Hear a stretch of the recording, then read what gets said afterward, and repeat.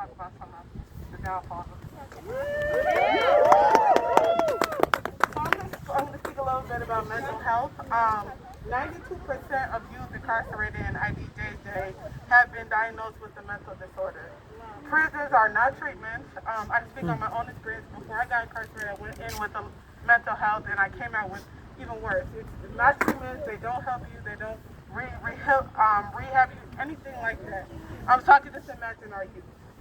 Prison damage your self-identity. They give you more trauma, and just access some people in your life, you know.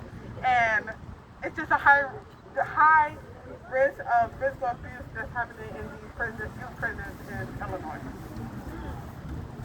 And overall, this is a biased system. This system does not only affect our youth, but it affects our families, it affects our friends, it affects our community, and it does not deserve to be in this world. And so, right now, 70% of the youth that are incarcerated are black.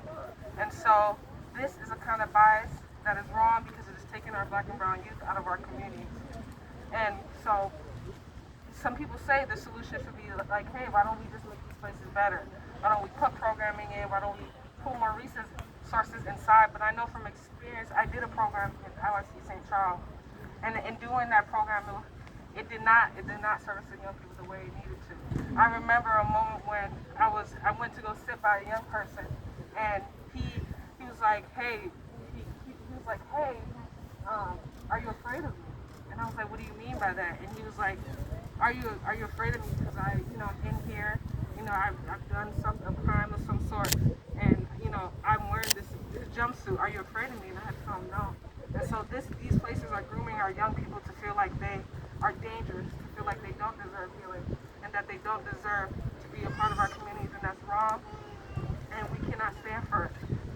This is a biased system that is racially profiling our young people, taking them out of communities and hurting their families.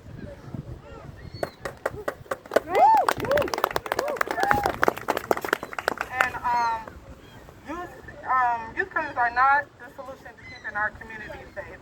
Just as much as our young people have caused harm, they're holding a lot of harm in their lives as well. We got to humanize the young people, giving them resources to able to address conflicts when they're happening and finding ways to strengthen relationships in the community and among other young people and their elders. Providing a safe space in the community where they can go, heal, talk to people, do activities, and just figure out life. Yep. And so when we choose to invest money into systems like this, we are taking away money from our communities. And right now there are 5, as I said, fully functioning youth prisons in the state of Illinois that has 920 beds, right? But only 130 young people are incarcerated. So basically we are using our tax dollars to pay for empty buildings. And I've been to St. Charles, I've been to the facilities. They're abandoned buildings where animals and all types of things live inside of there. So why are we paying for this? And so, even worse, Governor Pritzker and his goons have decided to build a new facility. We're not here for it all. They decided to build this new facility that costs $20 million. Think about that. $20 million that can be invested in our communities. What would it look like to have $20 million invested through our communities and through young people's communities? We can do so much more. We can open mental health facilities. We can give families money so that they can feed their kids, feed their families.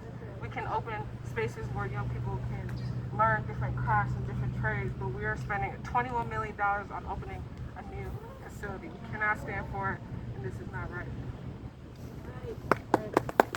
Ain't right. That's right. Thank you for that.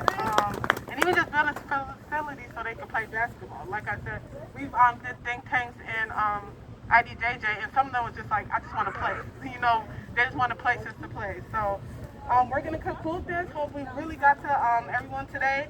And we need to invest in our young people in this state. We need to abolish the youth prisons. We need to build something new, figure out something better. And we're going to do a chant now.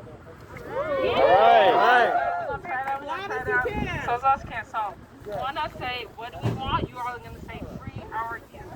And then I'm going to say, when do we want it? And you all will say now. Cool? Yeah. All right. So, loud as you can. So, what do we want? Free our youth. When do we want it? Now. What do we want? Free our youth. When do we want it? Now. What do we want? Free our youth. When do we want it? Now. What do we want? Free our youth. When do we want it? Now. Yes.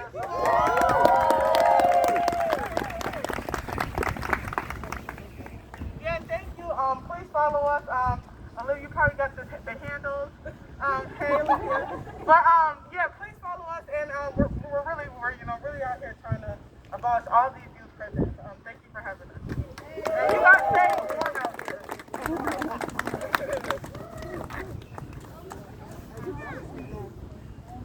Chris.